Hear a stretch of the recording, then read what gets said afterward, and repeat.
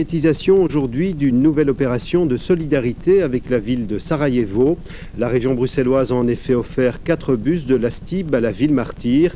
4 bus remplis de matériel scolaire et médical qui ont été embarqués cet après-midi à la gare de Schaerbeek.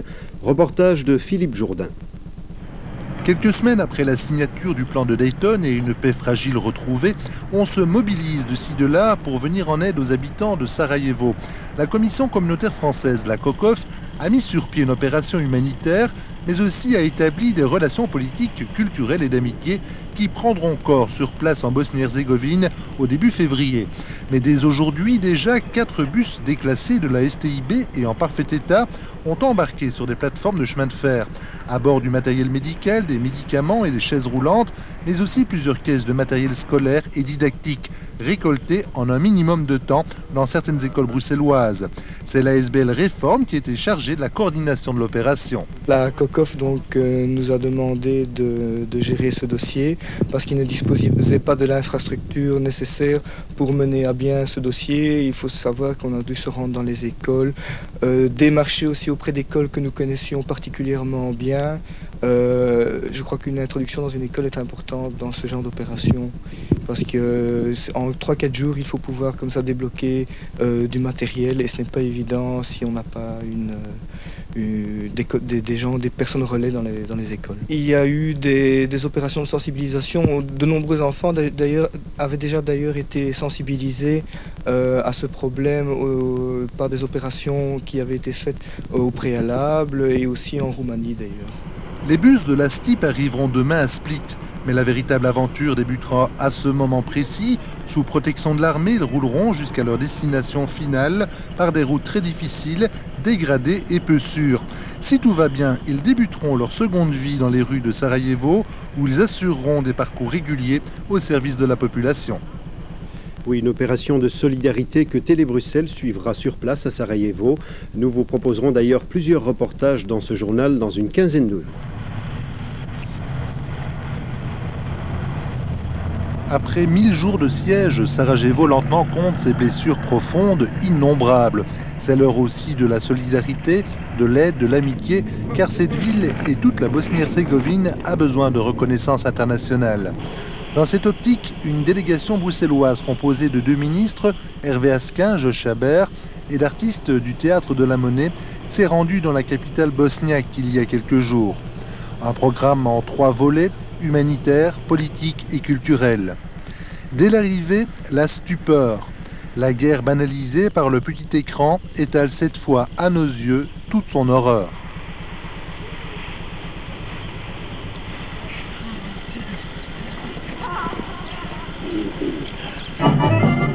En ce moment se tient la 12e édition du Festival d'hiver de Sarajevo, la première depuis la paix relative. Instant fugace dans la vie quotidienne, mais aussi un moment fort car la culture a permis à la ville de rester malgré le siège en contact avec l'extérieur. Après une inauguration simple mais émouvante devant le Théâtre National, les artistes de la Monnaie ont ouvert le festival dans la grande salle. Les jours suivants, ils donneront 3 représentations de l'opéra Der Kaiser von Atlantis, composé durant la Seconde Guerre mondiale. Autre symbole de la vie retrouvée à Sarajevo, la mobilité. Les trams et bus roulent depuis peu dans une ville où pendant 3 ans, les habitants ont couru en tous sens pour échapper aux snipers serbes, les tireurs isolés postés aux fenêtres des immeubles. Le ministre des Communications Hervé Asquin a offert 4 bus de la STIB pour les hôpitaux, la mairie et les écoles. Une goutte d'eau peut-être, mais 80% du parc de trams et bus ont été anéantis pendant la guerre.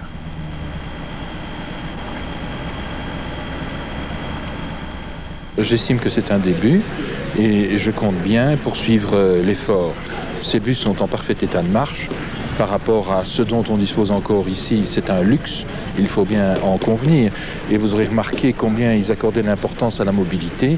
On nous a de partout dit combien grande était la joie depuis que les feux de signalisation remarchaient à nouveau depuis quelques jours dans Sarajevo. C'était un signe que la paix était revenue et que l'activité recommençait. Les bus ne sont pas venus vides à Sarajevo.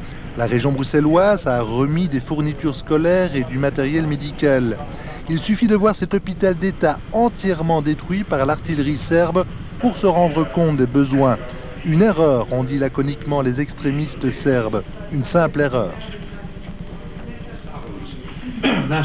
Enfin, les problèmes bosniaques sont aussi d'ordre politique. Trois communautés tentent de vivre ensemble, les Croates, les Serbes et les musulmans, dans une ville qui, contrairement au territoire de la Bosnie-Herzégovine, ne sera pas divisée selon les accords de Dayton. Josh Haber, ministre des Relations extérieures, et Hervé Asquin ont participé à un colloque sur le modèle fédéral belge et bruxellois. Le but n'était pas d'exporter ce modèle en Bosnie, mais selon Josh Haber, de démontrer comment une région multiculturelle comme Bruxelles a trouvé une solution à ces problèmes. Les Bosniaques, avides d'informations et très intéressés, ont posé d'innombrables questions très pointues sur notre structure politique. Les problèmes n'ont pas été occultés puisque Hervé Asquin a expliqué la situation des francophones de la périphérie. Ici, il fallait oser. J'ai simplement voulu expliquer à titre d'exemple, pour bien illustrer et montrer que certains problèmes qu'ils rencontrent, nous les connaissons aussi en dépit du fédéralisme, puisque vous avez une conception territoriale du droit, vous avez une conception qui va au-delà des frontières et qui attache davantage d'importance aux droits individuels. Ils connaissent évidemment le même genre de situation et ils ne sont pas encore parvenus, eux, du tout à le maîtriser. Les représentants bosniaques, très surpris par notre cohabitation, même si les écueils sont nombreux, ont conclu non sans humour qu'ils regrettaient aujourd'hui l'absence de la Belgique aux discussions préalables à l'accord de paix de Dayton en décembre.